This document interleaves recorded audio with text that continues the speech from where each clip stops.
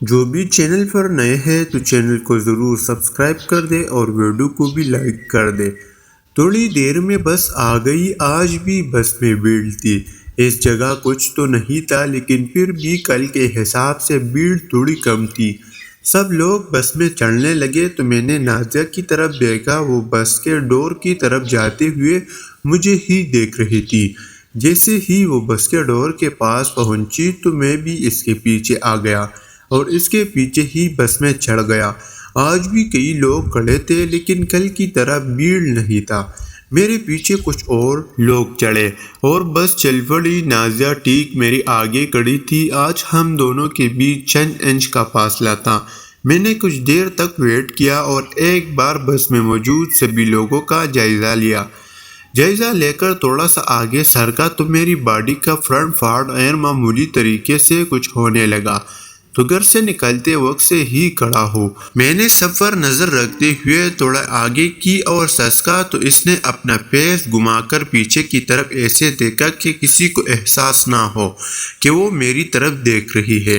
اس کی آنکھوں میں اتنی گہری تھی کیونکہ اس وقت مجھے اس کی آنکھیں ہی نظر آ رہی تھی۔ نقاب کی وجہ سے آنکھوں میں گہری کالے رنگ کا سرما اس کی آنکھوں کو اور دلچسپ بنا رہا تھا۔ اسے دیکھ کر کوئی یہ نہیں کہہ سکتا تھا کہ اس کے ایک بیٹی ہے جو کہ 9 کلاس میں پڑھتی ہوگی۔ اس کی طرف سے کوئی حرکت نہ پکڑ میری ہمت اور بڑھی اور میں آگے کی طرف کھسک کر مزید آگے گیا۔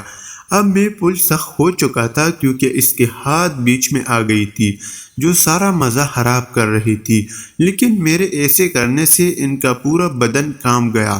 میں نے اپنے ہاتھ والی سیٹ پر لگے لوہے کے پائپ کو پکڑ لیا۔ اس کی انگلیوں کی گرپ اس پائپ پر کستی جا رہی تھی، جیسے ظاہر ہو رہا تھا کہ اسے میرا احساس ضرور ہو رہا ہے۔ میں یہ بھی نوٹ کر رہا تھا کہ نازیہ کی آگے آدھی سیٹ خالی ہے۔ اگر اسے کوئی پریشانی یا اضطراب ہوتا تو وہ آگے کی طرف کھسک سکتی تھی، لیکن وہ وہیں کھڑی تھی۔ میں بھی بس کے جھٹکے کے ساتھ میں اپنی کمر کی حرکت دے کر آگے کی طرف جا رہا تھا تو نازیہ کا جسم بری طرح کانپ جاتا۔ نازیہ بھی کام کر رہی تھی اور میرا بھی برا حال تھا۔ تقریباً 10 منٹ بعد پہلا سٹاپ آیا جو کہ ایک فیکٹری کے باہر تھا۔ اس فیکٹری میں کام کرنے والے بہت سارے لوگ وہاں اترے تو بہت ساری سیٹیں خالی ہو گئی۔ میں نے جلدی سے ویٹ سیٹ پر ہوئی اپنی پاس والی سیٹ پر ہاتھ رکھ دیا۔ میں دل ہی دل میں دعا کر رہا تھا کہ نازیہ میرے اشارہ سمجھ جائے گی۔ میں اسے اپنے سے آگے والی سیٹ پر بٹھانے کو کہہ رہا ہوں اور ہوا بھی ایسا ہی۔ نازیہ مجھ سے آگے والی سیٹ پر بیٹھ گئی۔ یہ سب میں نے اس لیے کیا تھا، اس بس میں کئی دفعہ آیا جا چکا تھا۔ فیض بھی کئی بار میرے ساتھ بس میں ہی کالج جایا کرتا تھا، کیونکہ راستے میں بس میں لڑکیوں کو تنگ کرنے کا موقع مل جاتا تھا۔ مجھے معلوم تھا بس کی سیٹ اور فیض کے بیچ 3 انچ کا گیپ ہے، جس میں سے ہم اکثر ہاتھ ڈال کر لڑکیوں کو تنگ کرتے تھے۔ جیسے ہی نازیہ میرے سے آگے والی سیٹ پر بیٹھی تو میرا دل گھبرایا اور اس خوشی میں ڈگ ڈگ کرنے لگا۔ میں نے اپنا بیگ رکھا ہوا تھا کہ میری ہاتھ کی حرکت کسی کو نظر نہ آئے۔ جیسے ہی بس دوبارہ چلی میں نے اپنا ایک بیگ نیچے سے سیٹ اور فیس کے گیپ کی طرف بڑھنا شروع کر دیا۔ میری بغل والی سیٹ پر ایک آدمی بیٹھا ہوا تھا، اس لیے مجھے اس کی کوئی زیادہ پرواہ نہیں تھی۔